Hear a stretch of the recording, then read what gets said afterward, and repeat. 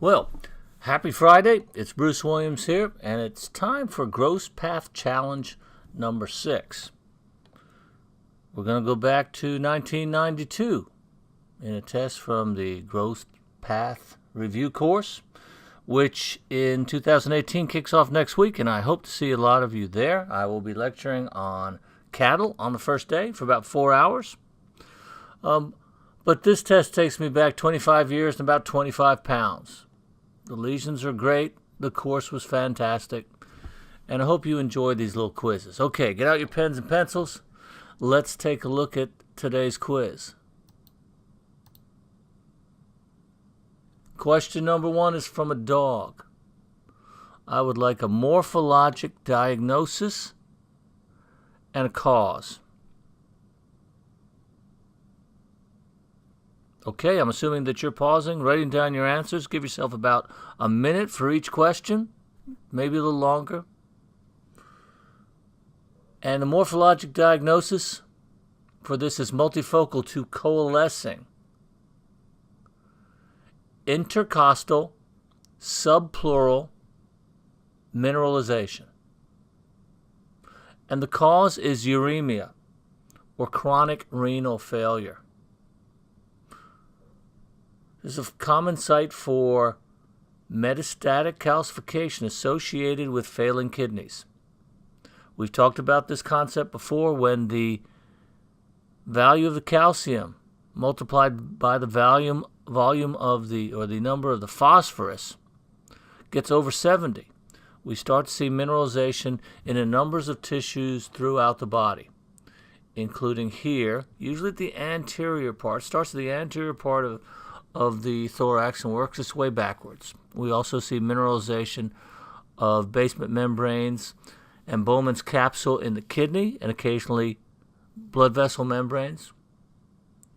We also see mineralization of the middle zone of the gastric mucosa, and most tragically and devastatingly, we will see mineralization of the alveolar septa in the lung. And of course, you can't pass oxygen across mineral, so wherever that occurs in the lung, there's an outpouring of fluid on top of the fact that that lung is ineffective for oxygenation. If you wrote down chronic renal failure as your cause, full credit. Absolutely. Okay. Slide number 2 is from a California sea lion. I would like a morphologic diagnosis, an etiologic diagnosis, a cause, and name another affected species. Okay, time's up. We're looking at the flipper of a California sea lion, and there are numerous ruptured vesicles. So the appropriate morphologic diagnosis would be multifocal vesicular pododermatitis. There may be a specific term for flippers, but I'm unaware of it, so I'll just use pododermatitis. The etiologic diagnosis would be cutaneous caliciviariasis or caliciviral dermatitis. It's 2 words. You can flip them around either way. The cause is pinniped calicivirus. The name of the disease in sea lions is the San Miguel sea lion virus, and the virus is identical to the one that causes vesicular exanthema in pigs. So pigs would be another species that is affected. It also affects certain types of fish, including the opal eye fish. And the opal eye fish is an interesting fish that will carry this virus. It is not the smartest fish, so it often gets caught in the tidal pools after the tide goes out. So it's very easy for the sea lions to catch and eat, and they can be infected. And there are periodic outbreaks of this disease. It has also been reported in mink.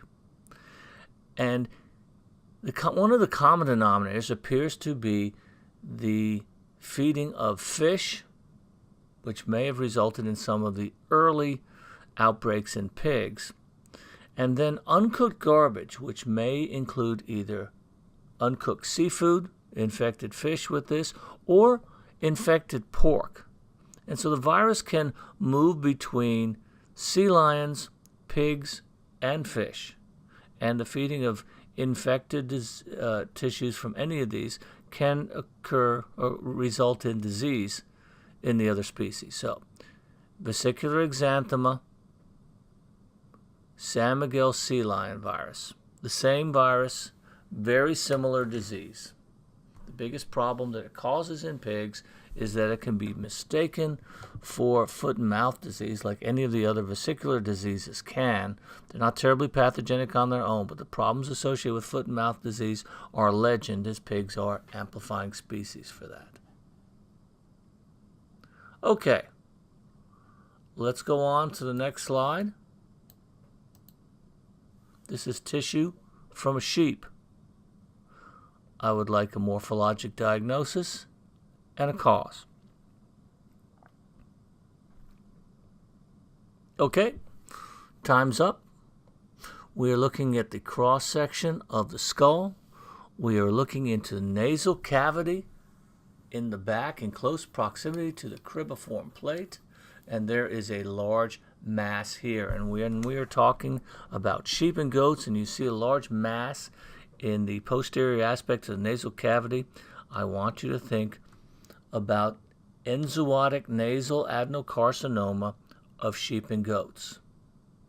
This is has an infectious etiology. The cause is a beta retrovirus.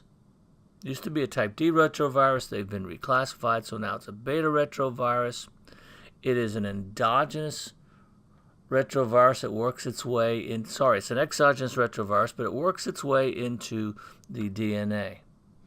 And when there is enough stimulus and promotion, it will become a large mass in the posterior nasal cavity.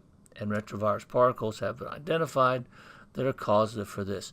Sheep carry a tremendous amount of retroviruses, over 20 in their genome. They're also responsible for other respiratory diseases like Yagsikti. I don't know any other species that has as many endogenous retroviruses, with the possible exception of mice, who have a lot of retroviruses which cause disease in that species as well. Vast majority of the retroviruses in the DNA don't cause any problem, but every once in a while you'll see one that, under the proper stimulation and promotion, will result in neoplasia. Okay. Slide 4 is tissue from a rabbit. I would like a morphologic diagnosis only. Okay, time's up. This one isn't too difficult. Just about any other species, I would have same answer, and this is renal lymphoma. Rabbits do get a fair amount of lymphoma, and it seems that the kidney is almost always involved, by far the most common organ to see lymphoma in. Unlike some other species, a retrovirus has not been isolated, but there is a gamma herpes virus, a slow transforming herpes virus that will cause lymphoma that infects lymphocytes, results in a malignant transformation over a period of time. But this is only seen in wild rabbits and not in New Zealand whites. So renal lymphoma, a common problem in rabbits. Slide number 5 is from a dog. Name the condition. Okay, time's up. I think this is a pretty easy one. Hopefully everybody got this one. We're looking at a kidney. It has been opened up. There is absolutely nothing left. The condition name is hydronephrosis, and this results as a nonspecific finding from anything that will cause obstruction of the ureter or even bladder. But it's usually a ureter problem. It could be occlusion by a urolith. It could be abnormal placement into the bladder. A problem that often will cause, if it's a congenital issue, will cause renal dysplasia. But for some reason, this ureter was blocked, or at least urine outflow was blocked. Now, when that happens, the kidney, nobody tells the kidney to stop producing urine. It will continue to produce urine. You will get initial dilation of the collecting ducts and loss of medullary tissue. The renal pelvis will get very large.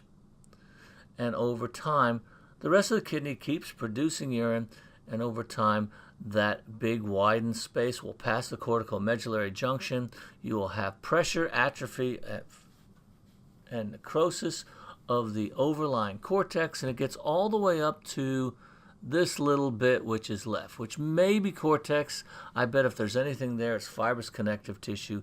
It looks a little more than just a capsule, but not much more. So this is hydronephrosis. Slide number 6 is a guinea pig. How about a morphologic diagnosis and a cause?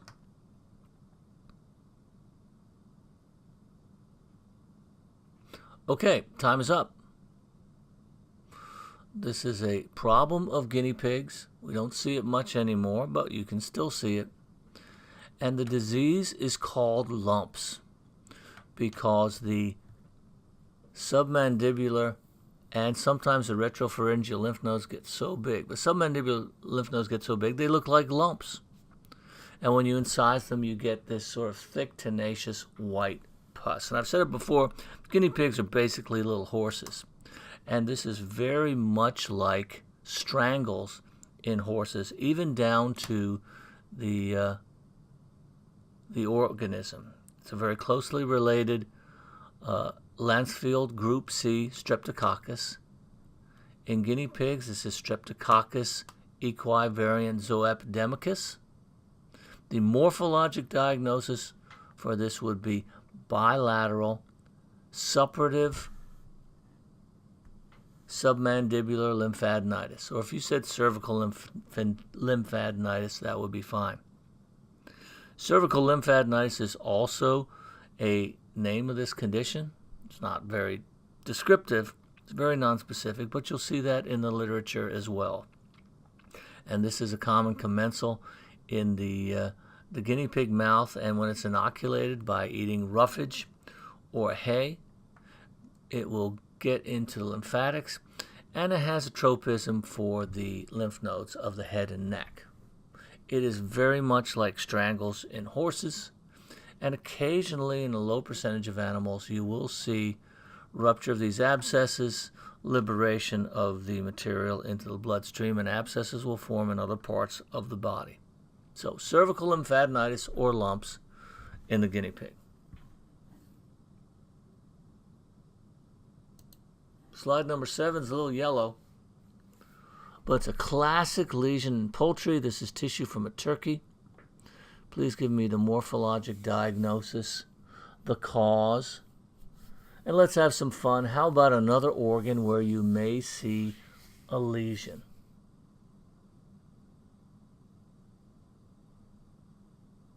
Great. Time's up. This could be a chicken as well, but let's make it a classic turkey lesion. And there really is nothing else that looks like this in turkeys. These targetoid lesions of the liver, areas of coagulative necrosis, contain numerous trophozoites of Histomonas meleagritis, the cause of blackhead in turkeys. The morphologic diagnosis would be multifocal to coalescing necrotizing hepatitis. If you want to say hepatic necrosis, I will give you full credit for that. The infection will usually start in the small intestine or the ceca. So the cecum would be an excellent alternative organ. These histomonads, which are basically like small amoeba, will begin to proliferate in the cecum. Eventually they will cause ulceration. They will get into the blood supply, and they will travel to the liver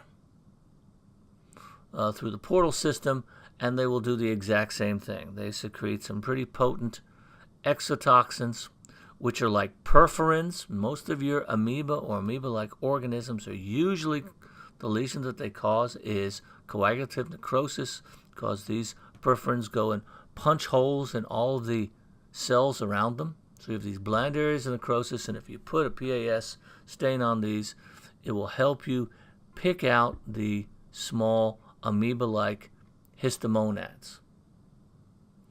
They are transferred by Heterachus gallinarum, which is an intermediate host, and occasionally by earthworms, and they cause lesions in the GI tract and in the liver of poultry. Okay. Tissue from a mouse. How about a morphologic diagnosis?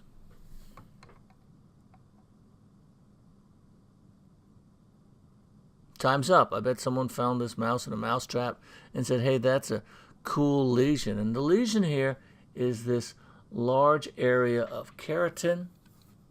This is a cutaneous horn. So morphologic diagnosis is cutaneous horn. It is probably attached to a cutaneous papilloma, which is likely caused by a murine papillomavirus. They're just things to remember about papillomaviruses. A lot of our cutaneous squamous cell carcinomas may have an origin in papillomaviral infections. We see that especially in the horse, but it's becoming very common that almost every month we see new articles on various species in which papillomaviral antigens have been identified in squamous cell carcinoma. So it's a natural progression in a number of species for these papillomaviral-induced lesions, if left alone, to become squamous cell carcinoma. But this one decided it was going to have a very long plug of keratin, which we call a cutaneous horn.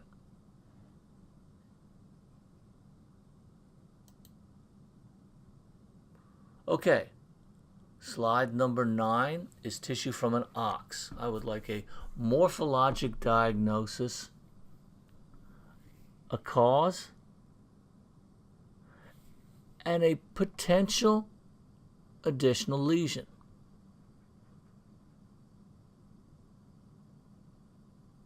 Okay, time's up. Well, I think everybody can see, even with this old picture, that there is a very distinct line of demarcation above which the skin looks healthy. The tissue below is blackened. It does not look healthy. The animal's not bearing weight very well on these feet. It is probably extremely painful. This tissue underneath is black and necrotic. And it's not just the skin. It likely involves these subcutaneous tissues, might go all the way down to the bone. Would not surprise me to see this animal in a day or so just break that foot right off. And this is what we see with ergotism in cattle. Morphologic diagnosis would be segmental necrotizing pododermatitis and cellulitis.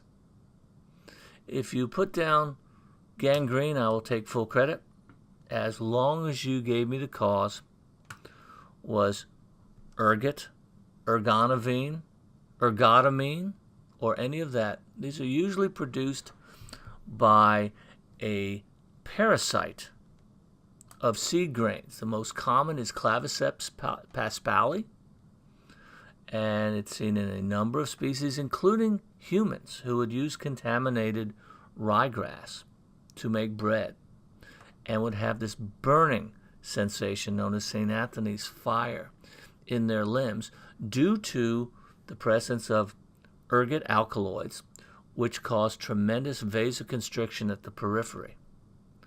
This would not just affect the feet. Other lesions that you might see in these animals would be sloughing of the tail, the tips of the ears, the teats, or if the animal was, if this was a cow and it was milking, it might dry up because these alkaloids will cause a significant loss in milk production, and also due to vasoconstriction, they may result in abortion. So ergot alkaloids cause a lot of problems.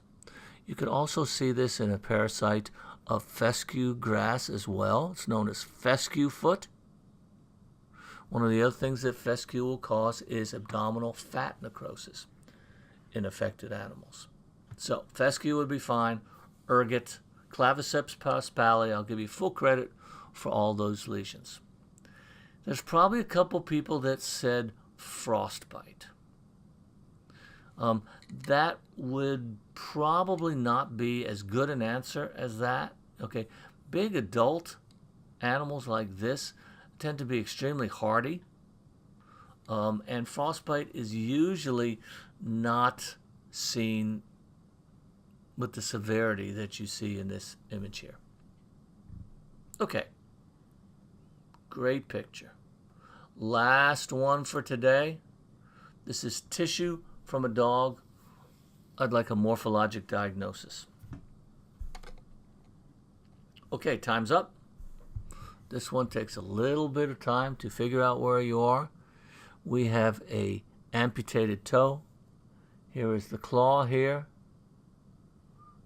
P3, P2. The pad is down here, and here we have a large black neoplasm working its way into the bone, elevated from the skin, and this is a digital melanoma. We see a lot of melanocytic neoplasms on our surgical biopsy service here at the JPC. There are two classic locations where the incidence of malignancy is much higher, and that is the oral cavity and the toes. And I don't know why we see so many malignancies on the toe. We also see a lot of squamous cell carcinoma on the toe, but that is one of those spots. If you have a melanocytic neoplasm, you need to be concerned about the possibility of malignancy, of local invasion, and metastasis to local regional lymph nodes and beyond. Okay, well, that concludes this week's Growth Path Challenge. I hope you've enjoyed it. I'll try and do this on Fridays as often as I can. This is number 6, and look forward to number 7 next week. I hope you've enjoyed it. Have a great weekend.